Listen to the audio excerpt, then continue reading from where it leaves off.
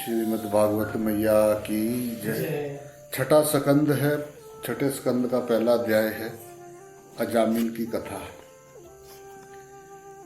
इतनी कथा सुन लेने के बाद परीक्षित ने कहा, हे भगवान, जिस मार्ग से चलकर साधक कर्म से अर्ची आदि मार्गों से ब्रह्मलोक में पहुंच जाता है और वहां ब्रह्मा के साथ मोक्ष प्राप्त कर लेता है, निवृत्ति मार्ग को आप द्वितीय स्कंद में ही कह आए हैं। जय राम जी की बोलना पड़ेगा। जय राम जी की।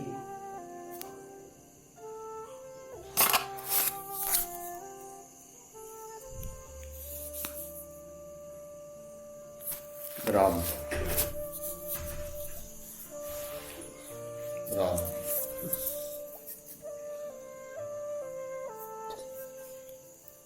जिस मार्ग से चलकर साधक कर्म से अर्ची आदि मार्गों से ब्रह्मलोक में पहुंच जाता है, वह ब्रह्मा के साथ मोक्ष प्राप्त कर लेता है और निवृत्ति मार्ग को आप द्वितीय स्कंद में ही कह आए हैं। हे मुने, जिसके द्वारा प्राणी को त्रिगुण में स्वर्ग आदि लोक ही प्राप्त होते हैं और जिसके कारण प्रकृति के संबंध में बंधे हुए पुरुषों को बार बार जन्म मरण के चक्कर में पड़ना पड़ता है, उस प्रवृत्ति मार्ग का भी आपने तृतीय स्कंद में भली भांति वर्णन किया है। इनके अतिरिक्त आपने अधर्म स्वरूप अनेक नरकों का और जिसके आदि में स्वयंभू मनु हुए हैं उस प्रथम मनवंतर का भी वृतांत बताया है। प्रियव्रत और उत्तानपाद के वंशों, उनके चरित्रों एवं द्वीप, वर्ष, पर्वत, नदी, उद्यान तथा वृक्ष आदि का भी निरूपण कर दिया है।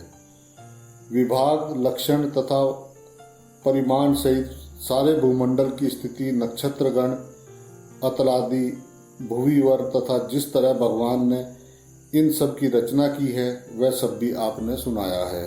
जय राम जी की बोलना पड़ेगा।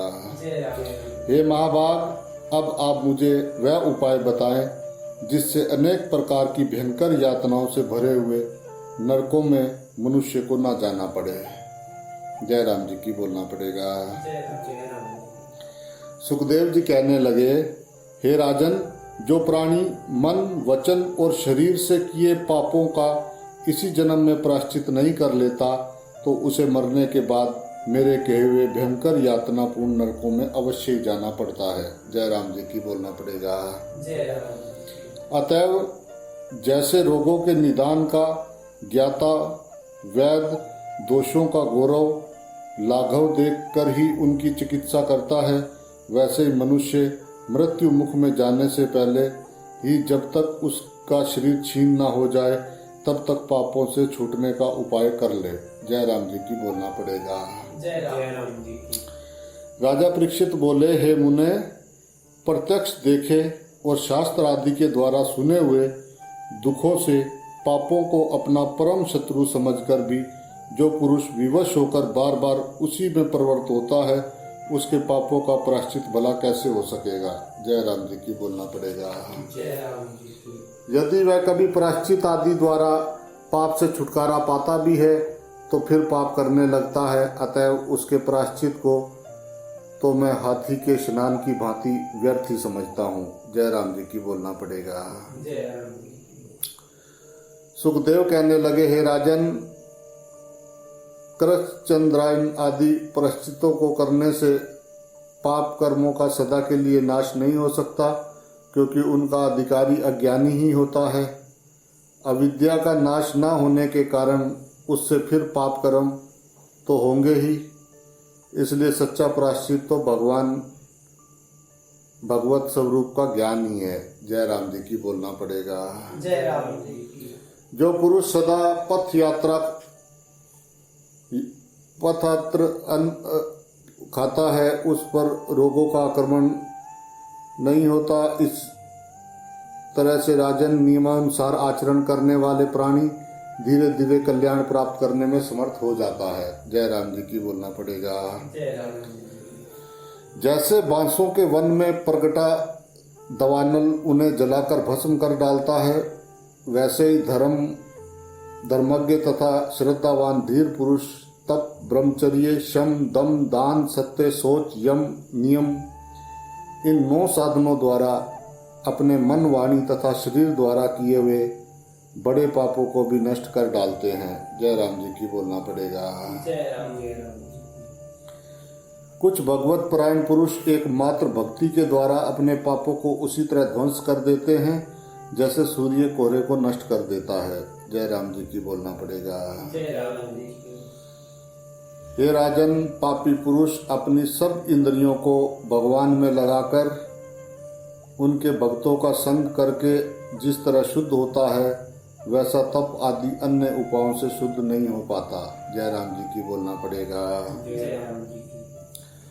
संसार में वह भक्ति मार्ग की सर्वश्रेष्ठ कल्याण में तथा भय रहित है जिस पर नारायण परायण सुशील साधु पुरुष चलते हैं। जय राम जी की बोलना पड़ेगा। जय राम जी। हे राजेश्वर, नदियां मद के घड़े को पवित्र नहीं कर सकती, वैसे ही भगवान से विमुख पुरुष को उसके द्वारा किए प्रायश्चित कदापि शुद्ध नहीं कर पाते। जय राम जी की बोलना पड़ेगा। जय राम जी की। जिन्होंने भगवत गुण में अपने को असत करके चित्त को एक बार भी कृष्ण के चरण कमल में लगा दिया है, वे यमराज और पाश युक्त हाथों वाले यमदूतों को सपन में भी नहीं देखते, क्योंकि ऐसा करने से ही उनके सब पापों का प्रायश्चित हो जाता है। जय राम जी की बोलना पड़ेगा। जय राम जी की। हे राजन, इस प्रसंग में लोग विष्णु तथा यमराज के दूतों के संवाद स्वरूप एक प्राचीन इतिहास कहा करते हैं, सो मुझसे सुनो। कान्य कुब्ज नगर में अजामिल नाम का एक दासीपति ब्राह्मण रहता था। दासी के संसर्ग से दूषित हो जाने के कारण उसका सारा सदाचार नष्ट हो चुका था। वह सब तरह से अपवित्र था और निंदनीय वृत्ति का आश्रय लेकर पथिकों को बांध लेना, जुआ खेलना, धोखा देना, चोरी करना आदि घृत उपाय से वह अपने कुटुंब का पालन करता था। वह अन्य प्राणियों को दुख देता रहता था। जय राम जी की बोलना पड़ेगा। जय राम जी। हे राजन, इस तरह वहां रहकर उस दासी के बालकों का लालन पालन करते हुए उसकी आयु का बहुत बड़ा भाग अर्थात 80 वर्ष का समय निकल गया। जय राम जी की बोलना पड़ेगा। जय राम जी। उस वृद्ध और पापी अजामिल के 10 बेटे थे। उनमें नारायण नाम का जो सबसे छोटा बेटा था वह अपने माता पिता का बड़ा दुलारा था। जय राम जी की बोलना पड़ेगा। जय राम जी। बूढ़ा जामिल उस मृदुभाषी बालक में आसक्त होकर और उससे खिलवाड़ देख देख कर बहुत प्रसन्न होता था। उसका बालक नारायण में अत्यंत स्नेहबद्ध रहने के कारण वह ऐसा लीन हो गया था कि जब कभी कुछ खाने पीने तथा भक्षण करने लगता तो उसे भी अवश्य खिलाता पिलाता था। इस तरह वह निकट आई हुई अपनी मृत्यु को एकदम भूल गया। जय राम जी की बोलना पड़ेगा। जय राम जी। इस प्रकार व्यवहार में प्रवृत्त उस अज्ञानी ने मृत्यु काल उपस्थित होने पर अपने नारायण नाम के पुत्र में ध्यान लगाया। इतने में उसने देखा कि उसे ले जाने के लिए 3 बड़े भयानक पुरुष हाथों में पाश लिए हुए आए हैं। उनके मुख टेढ़े टेढ़े हैं और रोए खड़े हैं। उन्हें देखकर उसने अति विहल भाव से खेल में लगे हुए अपने पुत्र नारायण को बड़े उच्च स्वर से चिल्लाकर पुकारा। जय राम जी की बोलना पड़ेगा। जय राम जी। हे राजन, इस तरह अपने स्वामी का नाम सुन तथा मरते समय उसे हरि कीर्तन करता जानकर वहां सासा विष्णु के पार्षद भी आ पहुंचे। जय राम जी की बोलना पड़ेगा। जय राम जी की। उन विष्णु पार्षदों ने दासीपति जामिल के अंतःकरण में से प्राण खींचने वाले यमदूतों को उसी समय बलपूर्वक रोका। उनके रोकने पर यमदूतों ने कहा, अरे धर्मराज की आज्ञा को टालने वाले तुम लोग कौन हो? तुम किसके दूत हो? कहाँ से आ रहे हो? और हमें इसे ले जाने से क्यों रोकते हो? क्या तुम कोई देव, उपदेव या सिद्ध श्रेष्ठ हो? जय राम जी की बोलना पड़ेगा। जय राम जी की। क्योंकि तुम सब लोगों के नेत्र कमल के समान हैं, कमल दल के समान हैं तुम सब रेशमी पीताम्बर मुकुट कुंडल तथा कमल कुसुम के हारों से अलंकृत हो। तुम सभी नव यौवन युक्त हो। तुम सभी के चार चार भुजाएं हैं और सबके कर कमलों में धनुष तरकश खड्ग गदा शंख चक्र तथा पद्म आदि सुशोभित है। अहो तुम लोगों ने अपनी कांति से सब दिशाओं का अंधकार नष्ट करके उन्हें आलोकित कर दिया है। हम धर्मराज के नौकर हैं, हमको तुम लोग क्यों रोक रहे हो? जय राम जी की बोलना पड़ेगा। जय राम जी की। सुखदेव जी कहते हैं, हे राजन, यमदूतों के यह कहने पर भगवान वासुदेव के आज्ञाकारी उन विष्णु पार्षदों ने हंसकर अपनी मेघ की भांति गंभीर वाणी में कहा, हे यमदूत, यदि वास्तव में तुम लोग धर्मराज के आज्ञाकारी हो तो धर्म का लक्षण और उसका तत्व बताओ। जय राम जी की बोलना पड़ेगा। जय राम जी की। दंड कैसे दिया जाता है, उसका योग्य पात्र कौन है? मनुष्य में क्या सब लोग पापाचारी और दंडनीय हैं या उनमें से कुछ लोग ही ऐसे हैं? जय राम जी की बोलना पड़ेगा। जय राम जी की। यमदूतों ने कहा, वेद विहित कर्म ही धर्म है और उसके विपरीत कर्म अधर्म कहलाता है, क्योंकि साक्षात भगवान के श्वास रूप से स्वयं प्रकट हुआ वेद नारायण ही है, ऐसा हमने सुन रखा है। जय राम जी की बोलना पड़ेगा। जय राम जी की।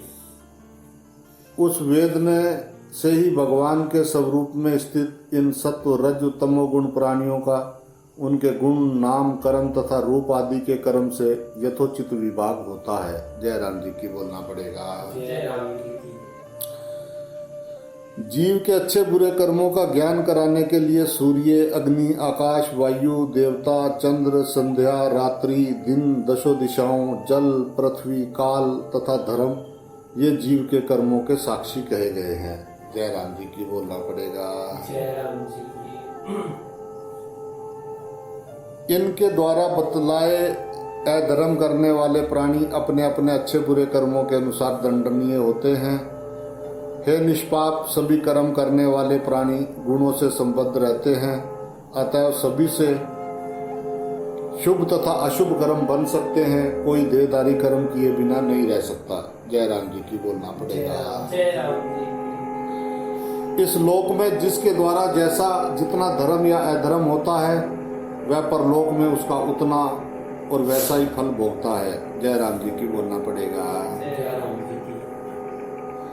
हे देव श्रेष्ठगण, गुणों की विभिन्नता से जैसे इस लोक में जीवों के 3 भेद होते हैं, वैसे ही परलोक में भी उनके अस्तित्व का अनुमान होता है। जय राम जी की बोलना पड़ेगा। जय राम जी की। जैसे वर्तमान काल ही भूत और भविष्य इन दोनों के गुणों का ज्ञापक होता है, वैसे ही वर्तमान जन्म भी आगे पीछे जन्मों के पाप पुण्य का निर्देशक है। जय राम जी की बोलना पड़ेगा। जय राम जी की।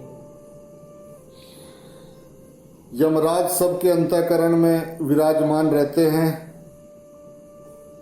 इसलिए मन ही से वे उसका पूर्व रूप देख लेते हैं।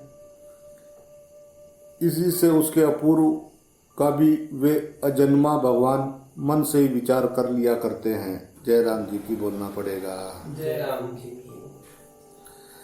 जैसे निद्रा से अभिभूत अज्ञानी पुरुष सपन में देखे कल्पित शरीर को ही सचमुच की देह समझ लेता है, वैसे ही जीव पूर्व जन्मों की स्मृति नष्ट हो जाने के कारण वर्तमान शरीर के अतिरिक्त अन्य पहले पिछले किसी भी जन्म के विषय में कुछ जानकारी नहीं रखता। जय राम जी की बोलना पड़ेगा। जय राम जी की। वह अपनी 5 कर्म इंद्रियों द्वारा ग्रहण, त्याग आदि रूपी अलग अलग प्रकार के कर्म करता, 5 ज्ञानेंद्रियों से 5 ही विषयों को जानता और 16वें मन के साथ स्वयं मिलकर के वह मन, ज्ञानेंद्रियां एवं कर्म इंद्रियों के विषय का उपभोग करता है। जय राम जी की बोलना पड़ेगा। जय राम जी। इस प्रकार 16 कलाओं तथा सात्विक 3 गुणों वाला यह दारुण लिंग देह ही उसे बार बार हर्ष, शोक, भय तथा पीड़ादायक जन्म मरण के चक्कर में डालता है। जय राम जी की बोलना पड़ेगा। जय राम जी की। ये मैं शरीर हूँ और मेरा ये कर्तव्य है इसी चक्कर में ये बार बार जो है जन्म मरण के चक्कर में पड़ता है। जिसने काम क्रोध आदि 6 शत्रुओं को नहीं जीत पाया है वह अज्ञानी है। जीव इच्छा न रहने पर भी अलिंग शरीर द्वारा विविध कर्मों से नियुक्त किया जाता है। ऐसी दशा में वह कोशकार यानी रेशम के कीड़े की भांति अपने आप को कर्म रूपी जाल में लपेटकर उसी में मोहित हो जाया करता है। जय राम जी की बोलना पड़ेगा। जय राम जी की। बिना कर्म किए कोई जीव एक क्षण भी नहीं रह सकता।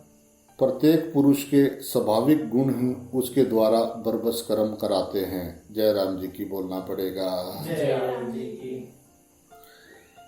अदृष्ट रूप कारण को पाकर प्रबल कर्म वासना रूपी स्वभाव द्वारा योनि अर्थात माता और बीज अर्थात पिता के अनुरूप स्थूल अथवा सूक्ष्म शरीर प्रकट होता है। जय राम जी की बोलना पड़ेगा। जय राम जी की। प्रकृति का संसर्ग होने पर ही पुरुष की विपरीत भावना होती है। वह विपरीत भावना भगवान के भजन से शीघ्र ही दूर भाग जाती है। जय राम जी की बोलना पड़ेगा। जय राम जी की। देखिए ये अजामिल शास्त्र शील सदाचार तथा सद्गुणों का भंडार, व्रत पालक, मृदु स्वभाव, जितेंद्रिय, सत्यपरायण, मंत्रवेता, पवित्र आचरण करने वाला, गुरु, अग्नि, अतिथि तथा वृद्धजनों की सेवा करने वाला, अहंकार रहित, सबका हितैषी, साधु स्वभाव, मितभाषी और असूया रहित यानी और के गुणों में दोष दृष्टि न रखने वाला प्राणी था। जय राम जी की बोलना पड़ेगा। जय राम जी की। अपने पिता की आज्ञा का पालन करने वाला यह ब्राह्मण एक दिन वन में गया और वहां से फल फूल सौदा और कुशा लेकर घर लौटा। रास्ते में इसने एक कामी निर्जल तथा आचार भ्रष्ट शूद्र को देखा जो एक व्यभिचारिणी दासी के साथ मदिरा पी और उसी के पास बैठा गाता और हंसता हुआ विहार कर रहा था।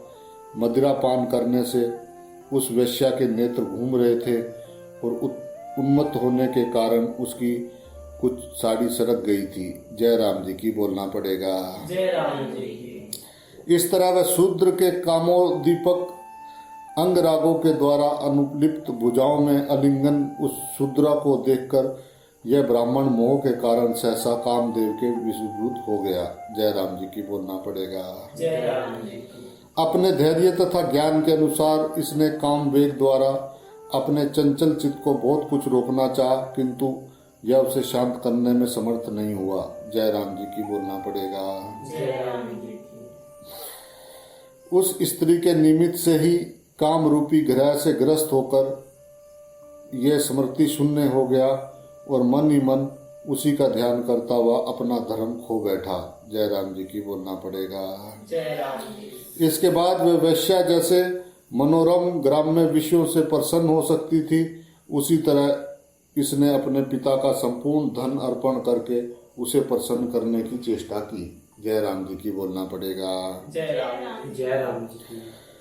उस स्वेरिणी वेश्या के कटाक्ष से नष्ट बुद्धि होकर उस पापी ने अपनी तरुण तथा अच्छे कुल में जन्मी विवाहित पत्नी को तुरंत त्याग दिया। जय राम जी की बोलना पड़ेगा। जय राम जी। वह मंदमती जहाँ तहाँ से न्याय अन्याय का विचार न करके धन बटोर लाता और उस वेश्या के बड़े परिवार का भरण पोषण करता था। जय राम जी की बोलना पड़ेगा। जय राम जी। हे विष्णु पार्षद, इस पापी ने शास्त्र ज्ञान का उल्लंघन करके सज्जनों द्वारा निंदित स्वेच्छाचार का सहारा लिया है।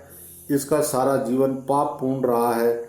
यह बहुत समय तक उस वेश्या का अन्न रूपी मल खाता हुआ अपवित्र रहा है। जय राम जी की बोलना पड़ेगा। जय राम जी। अतएव अब हम इसे दंड पानी यमराज के समीप ले जाएंगे क्योंकि इसने अपने पापों का प्रायश्चित नहीं किया है।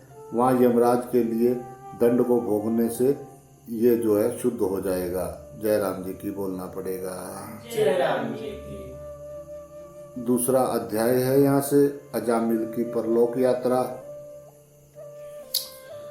सुखदेव जी कहते हैं, हे राजन, यमदूतों के वचन सुनकर न्याय निपुण विष्णु पार्षद उनसे इस प्रकार बोले, अहो बड़े खेद की बात है कि धर्मात्माओं के समाज में भी अधर्म घर कर रहा है।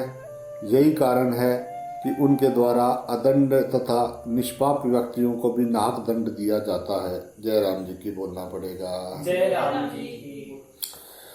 जो सज्जन प्रजा के माता पिता, शिक्षक और समदर्शी हैं,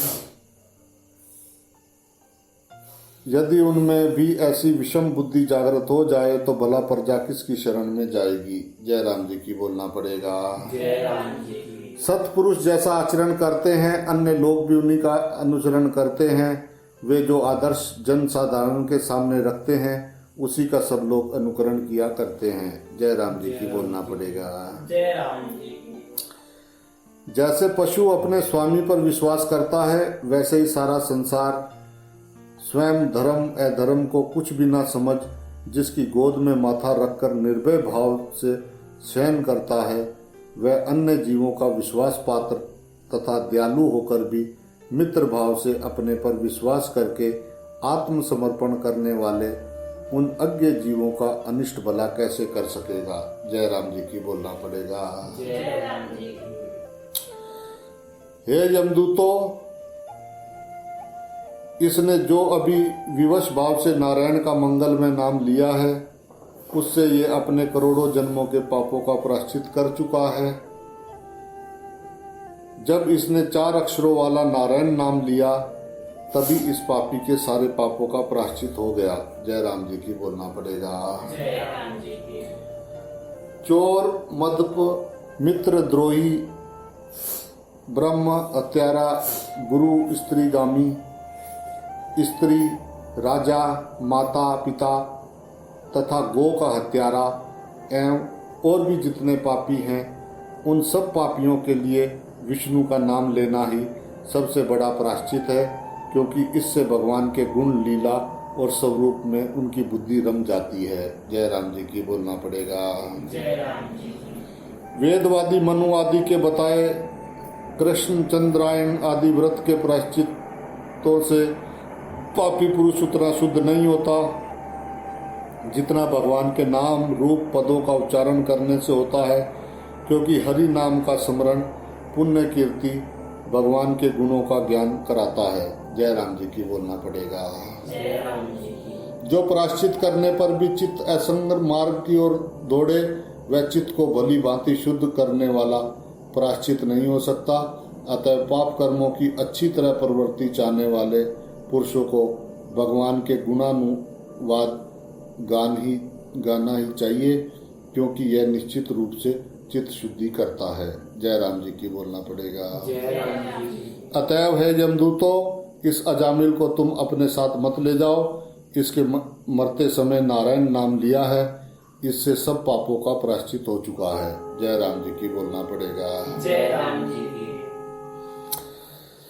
क्योंकि संकेत से, हंसी से, गान का आलाप पूर्ण करने के लिए अथवा अवहेलना पूर्वक किया हुआ भी भगवान का नाम मनुष्य के सब पापों को नष्ट कर देता है, इसे महापुरुष लोग जानते हैं। जय राम जी की बोलना पड़ेगा। जय राम जी की। जो प्राणी ऊंचे से गिरने, मार्ग में फिसलने, अंग भंग हो जाने, सर्प आदि के डस लेने, ज्वर आदि से दुखी होने अथवा डंडे आदि से पीटे जाने के समय विवश होकर भी हरि हरि कहता है, तो वह दंड का अधिकारी नहीं रह जाता। जय राम जी की बोलना पड़ेगा। जय राम जी की। महर्षियों ने पापों की कमी पेशी समझकर बड़े और छोटे पापों के लिए क्रमशः बड़े और छोटे प्रकार के प्रायश्चित भी कहे हैं। तप, दान, जप आदि प्रायश्चितों द्वारा केवल पाप ही नष्ट होते हैं। पापी का पाप से दूषित मन नहीं शुद्ध होता और भगवान के चरणों की सेवा से मन भी शुद्ध हो जाता है। जय राम जी की बोलना पड़ेगा। जय राम जी की। जैसे अग्नि ईंधन को जला डालती है, वैसे ही उत्तम श्लोक भगवान के नाम का कीर्तन जाने तथा बिना जाने कैसे भी किया जाए, वह पुरुष के सब पापों को भस्म कर देता है। जय राम जी की बोलना पड़ेगा। जय राम जी की। जैसे कोई बलवान औषध उसका गुण जाने बिना ही सेवन कर लेने पर लाभ ही करता है, बलवान औषधि कोई, वैसे ही यह हरि नाम रूपी मंत्र उच्चारण करने पर पाप नष्ट कर देता है। जय राम जी की बोलना पड़ेगा। जय राम जी की। सुखदेव जी बोले, हे राजन, इस तरह उन विष्णु पार्षदों ने भागवत धर्म का भली भांति निरूपण करके उस ब्राह्मण को यमदूतों के बंधन से छुड़ाकर मृत्यु के मुख से बाहर निकाला। जय राम जी की बोलना पड़ेगा। जय राम जी की। हे शत्रु दमन, विष्णु पार्षदों की ये बात सुनकर यमदूतों ने यमराज के पास जाकर सारा वृत्तांत ज्यों का त्यों कहा। यमदूतों के बंधन से छूटकर अजामिल ने निर्भय और स्वस्थ होकर भगवान के पार्षदों के दर्शन से प्रसन्न हो और उन्हें सिर झुकाकर प्रणाम किया। जय राम जी की बोलना पड़ेगा। जय राम जी की। हे अनक, विष्णु के दूतों ने जब देखा कि वह कुछ कहने की इच्छा करता है तो उसके देखते देखते वे अचानक वहीं अंतर ध्यान हो गए। इस तरह विष्णु के पार्षदों द्वारा निर्गुण भागवत धर्म तथा यमदूतों के मुख से वेदत्री के द्वारा प्रतिपादित सगुण धर्म की व्याख्या सुनी। भगवान का महात्म्य सुनने से अजामिल के भी हृदय में भगवान की भक्ति उत्पन्न हुई और उसे पहले से किए हुए सब दुष्कर्मों का स्मरण करके बड़ा दुख हुआ। जय राम जी की बोलना पड़ेगा। जय राम जी की। उसने सोचा, अहो मैं बड़ा अजित इंद्रिय हूँ, मेरे लिए ये बड़े कष्ट की बात है कि मैंने दासी के गर्भ से पुत्र उत्पन्न करके अपना ब्राह्मणत्व नष्ट कर डाला। सभी सत्पुरुषों द्वारा निंदित मुझ कुल कलंक और पापी को धिक्कार है कि जिसने अपनी कम उम्र की पतिव्रता पत्नी को छोड़कर मद पीने वाली एक उल्टा का संसर्ग किया। जय राम जी की बोलना पड़ेगा। जय राम जी की। मुझ कर्तव्य के ने नीच पुरुषों की भांति अपने वृद्ध अति साधारण तथा तपस्वी माता पिता को जो सर्वथा असहाय थे उस समय त्याग दिया। सो अब मैं अपने दुष्कर्मों से अवश्य उस महाभयंकर नरक में जा गिरूंगा, जहाँ जाकर धर्मघाती तथा पापी पुरुष अनेक यातनाएं भोगते हैं। जय राम जी की बोलना पड़ेगा। जय राम जी की। मैंने जो अभी एक अद्भुत दृश्य देखा था वह मेरा सपन था या जागृत अवस्था थी। जो मुझे अभी हाथों में पाश लिए खींचे जा रहे थे वे कहाँ गायब हो गए। जय राम जी की बोलना पड़ेगा। जय राम जी की। जब वे लोग मुझे पाश में बांधकर पृथ्वी के नीचे ले जा रहे थे तब जिन्होंने मुझे उनसे छुड़ाया था वे देखने में बड़े सुंदर 4 सिद्धगण कहाँ चले गए। जय राम जी की बोलना पड़ेगा। जय राम जी की। मैं तो महापापी हूँ, फिर भी मेरे किसी जन्म का कोई महान पुण्य अवश्य बाकी है जिसने मुझे उन देव श्रेष्ठों का दर्शन मिला, तभी तो उनका स्मरण करके अब तक मेरा चित्त गदगद हो रहा है। जय राम जी की बोलना पड़ेगा। जय राम जी की। यदि ये बात ना होती तो मुझ महा अपवित्र और शुद्र पति की जीव मरण काल में किसी प्रकार नारायण का नाम उच्चारण ना कर पाती। जय राम जी की बोलना पड़ेगा। जय राम जी की। हाय, कहाँ महाकपटी पापी निर्लज और ब्रह्म तेज को नष्ट करने वाला मैं, और कहाँ भगवान का ये मंगलमय नारायण नाम। जय राम जी की बोलना पड़ेगा। जय राम जी की। अच्छा, जो हुआ सो हुआ। अब मैं मन, इंद्रिय तथा प्राणों को अपने वश में करके ऐसा करूंगा कि जिससे अपने को नरक में पड़ने से बचा लूं। जय राम जी की बोलना पड़ेगा। जय राम जी की।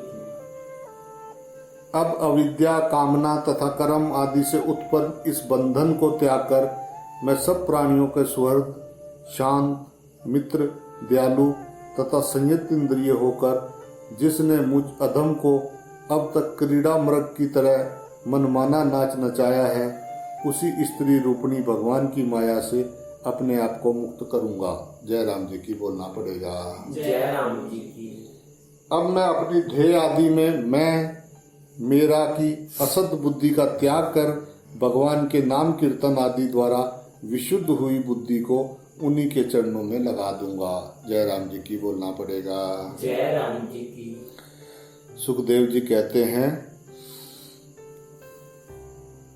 हे राजन, इस तरह साधुओं के क्षणिक संग से तीव्र वैराग्य उत्पन्न हो जाने पर अजामिल सारा मोह त्याग कर हरिद्वार चला गया।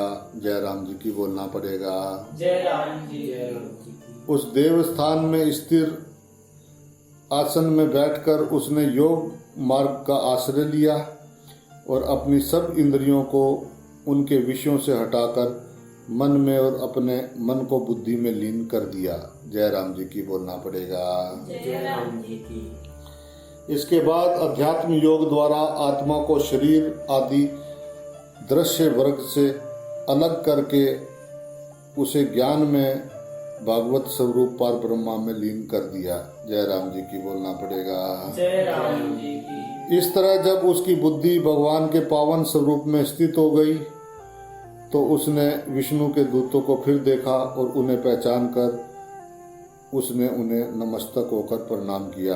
जय राम जी की बोलना पड़ेगा। जय राम जी की। उनका दर्शन पाने के बाद उसने उसी तीर्थ स्थान में पवित्र गंगा तट पर अपनी देह त्याग दी और तत्काल भगवान के पार्षदों जैसा सुंदर होकर गया। जय राम जी की बोलना पड़ेगा। जय राम जी। जय राम जी। इसके बाद वह ब्राह्मण उन विष्णु पार्षदों के साथ स्वर्ण में विमान पर बैठकर आकाश मार्ग से उस वैकुंठ धाम को चला गया जहाँ साक्षात लक्ष्मीपति विराजमान रहा करते हैं। जय राम जी की बोलना पड़ेगा। जय राम जी की।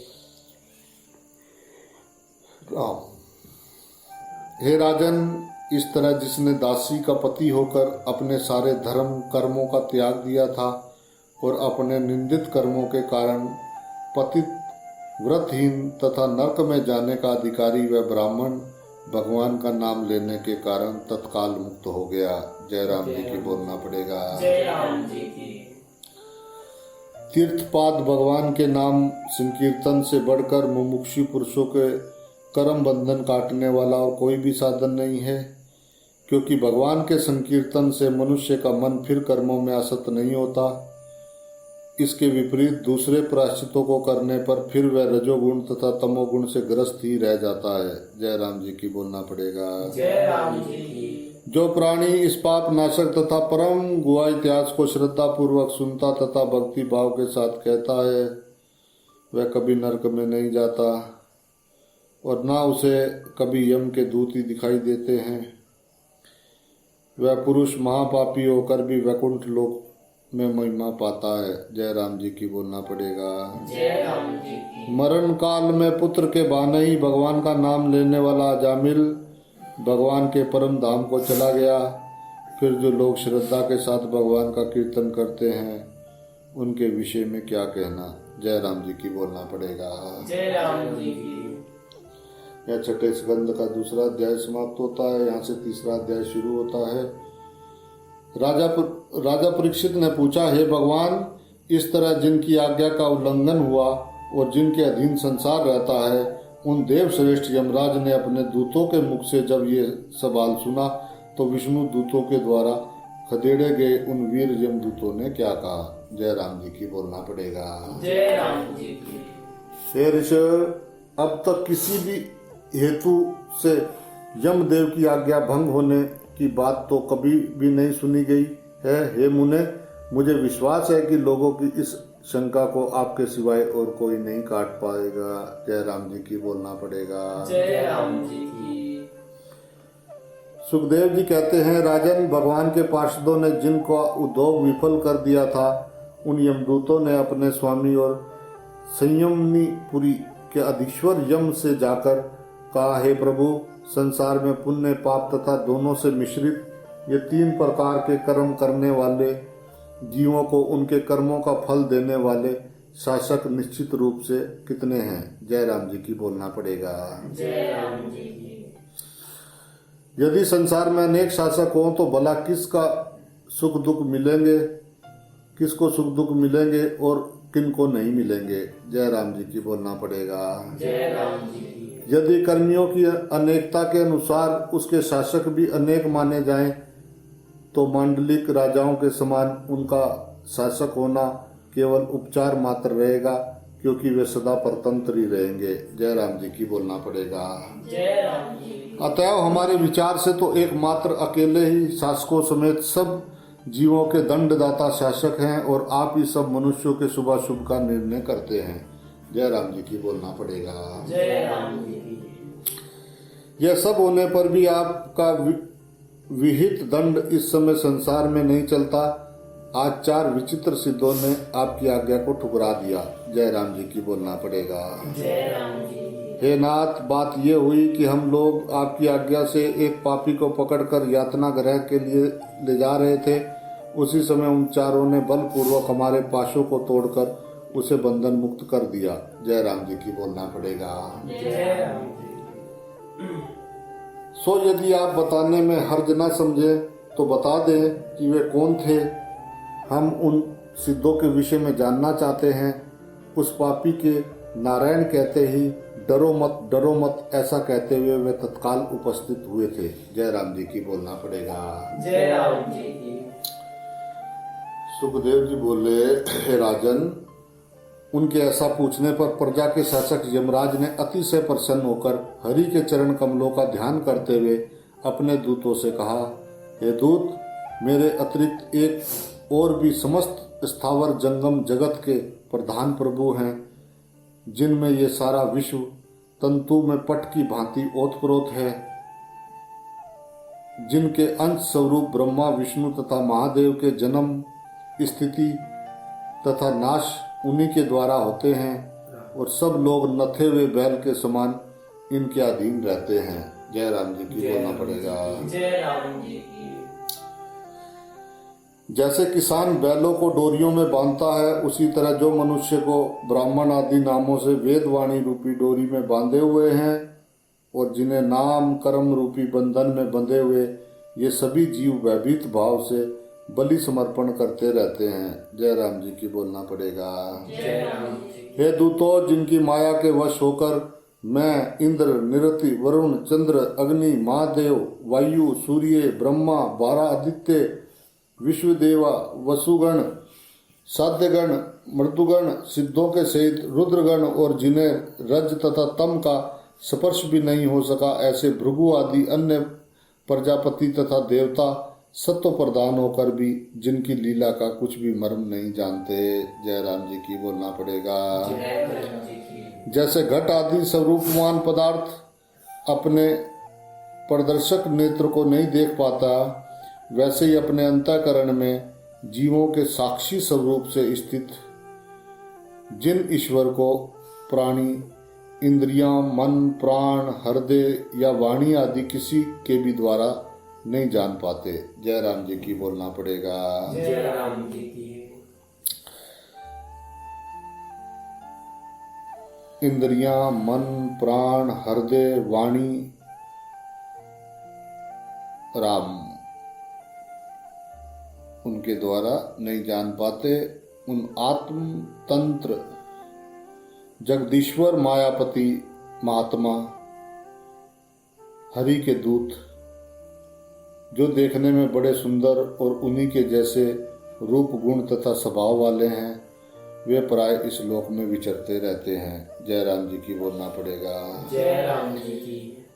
वे देवजन वदित बहुत मुश्किल से दिखने वाले लिंग स्वरूप अति अद्भुत विष्णु के दूत भगवत भक्त मनुष्य को उनके शत्रुओं से, मुझसे तथा सभी बाधाओं से सदा सुरक्षित रखते हैं। जय राम जी की बोलना पड़ेगा।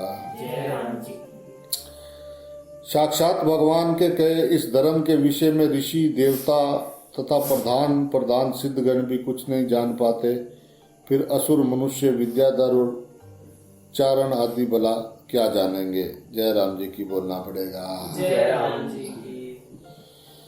हे दूतों, ब्रह्मा, नारद, महादेव, सनत कुमार, कपिल देव, स्वयंभू, मनु, प्रहलाद, जनक, भीष्म, बलि, सुखदेव तथा मैं ये 12 उस अत्यंत गुप्त, पवित्र एवं दुर्बोध भागवत धर्म के विषय में कुछ जानते हैं, जिसके जान लेने पर प्राणी अमर पद यानी मुक्ति पा लेता है। जय राम जी की बोलना पड़ेगा। जय राम जी की। इस लोक में भगवान ने नामोच्चारण आदि के सहित किया हुआ भक्ति योग ही मनुष्य का सबसे प्रधान धर्म है।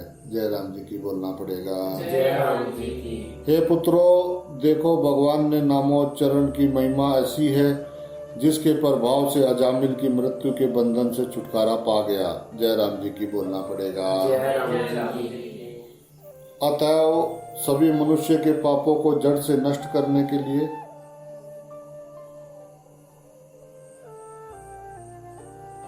भगवान के गुण कर्म से संबंध रखने वाले नामों का कीर्तन करना ही बहुत बड़ी चीज है, क्योंकि उस महापापी अजामिल के मरने के समय अस्वस्थ चित्त से अपने पुत्र को नारायण कहकर पुकारने से ही मुक्ति पा ली। जय राम जी की बोलना पड़ेगा।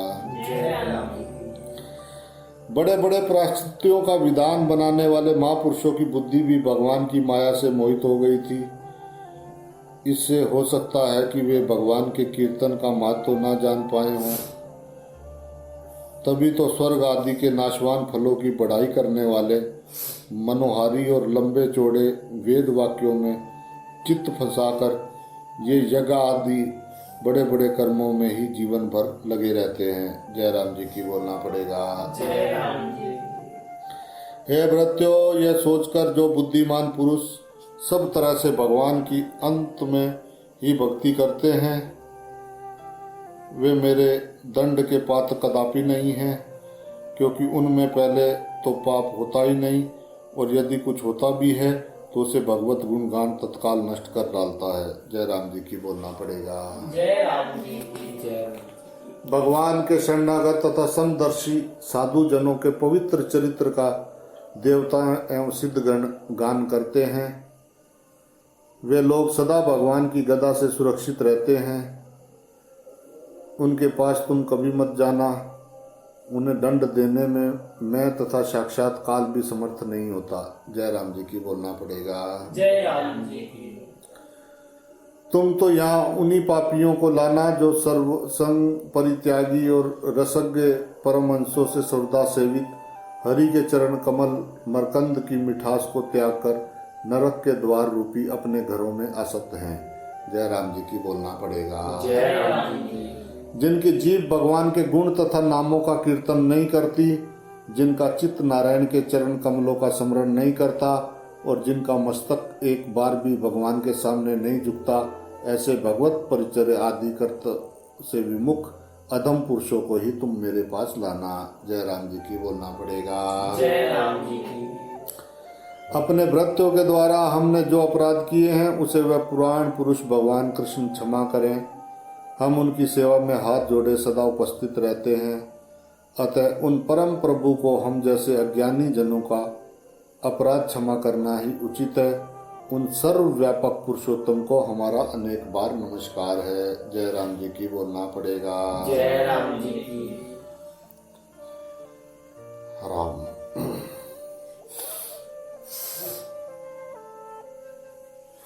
सुखदेव जी बोले, अतएव हे कुरुक्षेत्र, विष्णु का जगन मंगलमय नाम कीर्तन ही बड़े बड़े पापों को समूल नष्ट करने वाला प्रायश्चित है। यह जानो, क्योंकि उनके उदार चरित्र को बार बार श्रवण तथा कीर्तन करने वाले पुरुषों का हृदय जिस तरह अन्यास उत्पन्न भगवत भक्ति से शुद्ध होता है, वैसा अन्य व्रत आदि से शुद्ध नहीं होता। जय राम जी की बोलना पड़ेगा। जय राम जी की।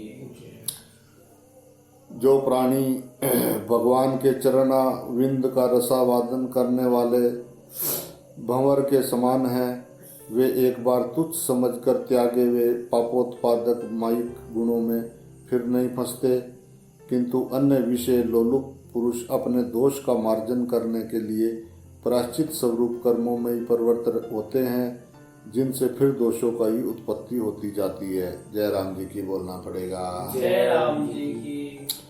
हे राजन, अपने स्वामी की कही हुई भगवान की इस महिमा का स्मरण करके यमदूतों को बहुत अचंभा हुआ और अपने प्रभु के कथन पर विश्वास करके वे तभी से अपने विनाश की आशंका करके भगवान के आश्रित पुरुषों के पास नहीं जाते, वे उन्हें देखने से भी डरते हैं। जय राम जी की बोलना पड़ेगा।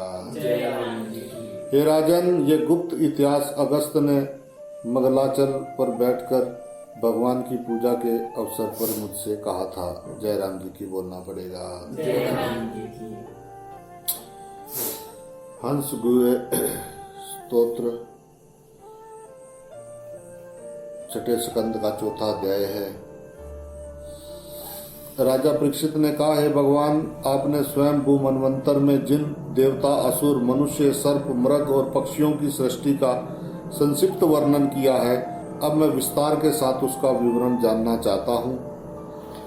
भगवान ने अपनी जिस शक्ति के द्वारा जिस तरह आगे की सृष्टि की हो, सो जानने की मेरी भी इच्छा है। जय राम जी की बोलना पड़ेगा। जय राम जी की। राम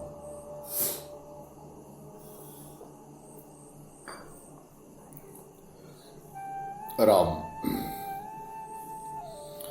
सूत बोले, हे मुनि स्तंभ परीक्षित का ये उत्तम प्रश्न सुनकर महायोगी सुखदेव उनकी सराहना करते हुए बोले, हे राजन, जब प्राचीन बरी के परचेता नाम के 10 पुत्रों ने समुद्र से बाहर निकलकर सारे भूमंडल को झाड़ झंगाड़ से भरा देखा, तो अपने तपोबल से जिनका क्रोध बढ़ गया था, ऐसे उन परचेताओं ने उन वृक्षों पर अत्यंत कुपित होकर उन्हें भस्म कर देने की इच्छा से अपने मुख से वायु तथा अग्नि छोड़े। जय राम जी की बोलना पड़ेगा। जय राम जी की। हे कुरुनंदन, उन प्रचेताओं की छोड़ी वायु तथा अग्नि से उन्हें दग्ध होते देख महाराज सोम ने उनको कोप शांत करते हुए कहा, महाभाग, तुम लोग प्रजा की वृद्धि करने के इच्छुक रहने के कारण ही प्रजापति कहे जाते हो, अतएव तुम्हें इन बेचारे गरीब वृक्षों के साथ द्रोह करना उचित नहीं है। जय राम जी की बोलना पड़ेगा। जय राम जी की। कहो, प्रजापतियों के स्वामी अविनाशी हरि से सब वनस्पतियां तथा औषधियों को प्रजाओं के बख्शे तथा अन्न रूप में उत्पन्न किया है। जय राम जी की बोलना पड़ेगा। जय राम जी की। संसार में जंगम जीवों के भोजन अस्थावर हैं और पैर वालों के बिना पैर वाले बख्शे हैं, हाथ वालों के बिना हाथ वाले और 2 पैर वालों के 4 पैर वाले भोजन हैं। जय राम जी की बोलना पड़ेगा। जय राम जी की। हे अनद, तुम्हें तो तुम्हारे पिता राजा प्राचीन भई तथा देवादि देव विष्णु ने प्रजा की उत्पत्ति के लिए आज्ञा दी है, फिर ये कैसे उचित हो सकता है कि तुम सब वृक्षों को जला डालो। जय राम जी की बोलना पड़ेगा। जय राम जी की।